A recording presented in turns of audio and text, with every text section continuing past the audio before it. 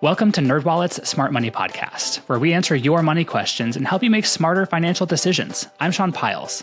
This episode, I'm joined by Vivian Tu, author of the new book, Rich AF, The Winning Money Mindset That Will Change Your Life. Today, you're going to learn how you can increase your income, including how to get over being afraid to ask for a higher salary, tips for navigating the politics of your workplace, and how you can become rich from the comfort of your couch. Vivian, welcome to Smart Money. Early in your book, you discuss how laziness can be a virtue when it comes to building wealth.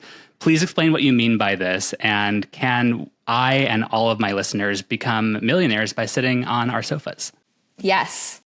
I think traditionally we've been taught, like, you work harder, you make more money, right? Like, we all know it's like you do more, you get more. Great.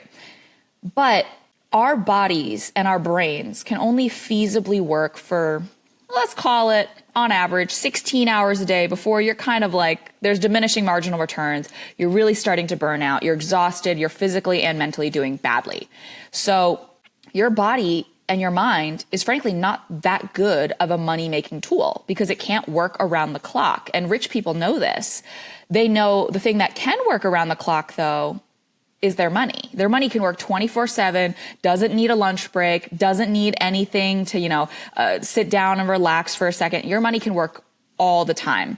And so what I say is investing and making your money work hard for you is the easiest way to be a two-income household, even if you're single. Because you can sit back on your couch and eat potato chips while your money continues to work for you, even if you're not laboring for money. And the ultimate quickie equation is at the beginning of your career and your adult life, you are working hard for your money. You have a job, you're trading your time, your effort, your energy for money. And if you are mindful of that money coming in and you're able to set some of it aside so that money can work hard for you by investing, then over time, if your total income and, money is a pie chart, the amount you get through labor becomes smaller and smaller and smaller, and the amount you get through investing or through your money working hard is bigger and bigger and bigger. And proportionally, you'll get to spend less time working, more time chilling, while still having just as much, if not more, money coming in the door. Okay, well, I want to turn now to your chapter about increasing your income. And I first want to start with discussing the why behind earning more money, because it seems really obvious that having a greater income, making more money, makes your life easier for any number of reasons. And beyond the basic goal of just wanting more cash, how should people really get clear about that why, their motivation, before they put in all of this time, emotional effort, and labor, which can be really anxiety-inducing and time-consuming because they do want to increase their cash flow, but they're not sure how to do it. They feel like maybe they aren't deserving of a greater salary. How do you think people can get clear about their motivation? I always say this, like, people oftentimes, especially people of color, women, people who come from marginalized communities, immigrants, LGBTQ communities, like, there's this sense that if you don't have like an altruistic reason for wanting more or wanting something, that you're a bad person. And I said on another podcast I was on, I was joking, I was like, I am motivated by nothing but money. Because, and I know that sounds quite crass, but frankly, that money isn't just so that I have $100 bills in a bathtub that I can dive into or sit on a golden throne. That money means I have resources. It means I can take big opportunities. I can swing big and shoot for the fences. It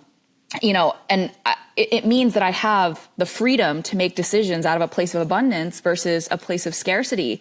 And a couple, silly but also very serious examples I give is like, when you have money and you've just gotten your hair blown out and you're coming out of the subway and you realize that it's absolutely torrentially downpour raining, you don't have to be shy about spending that extra money on the umbrella from the street hawker or that extra money to get an Uber to get to your destination, so you can stay dry. And that's a silly example. But a serious one is when you have money in the bank, when you have an emergency fund, when you are financially secure, you can take that new scary job that is going to offer you better pay, better equity, and better benefits. Maybe you otherwise wouldn't have taken that job because you're like, hey, is there job security? I've been in this current job for almost 5 years. Like, maybe I should just shut my mouth and be happy with what I have. It's like, no, Having money allows you to take those opportunities. And on the very, very dark end, having money allows you to escape a financially abusive relationship. It allows you to be able to get up in the middle of the night and say, I don't need to be here because I can provide for myself financially. Because there are so many examples of financial abuse where people don't feel like they can leave toxic relationships because they don't have the means to logistically do so. So money can be your why, baby. Let it be your why. Thanks for watching. I'm Sean Pyles, host of NerdWallet's Smart Money Podcast. If you learned something new, hit like and subscribe or listen to full episodes of Smart Money wherever you get your podcasts.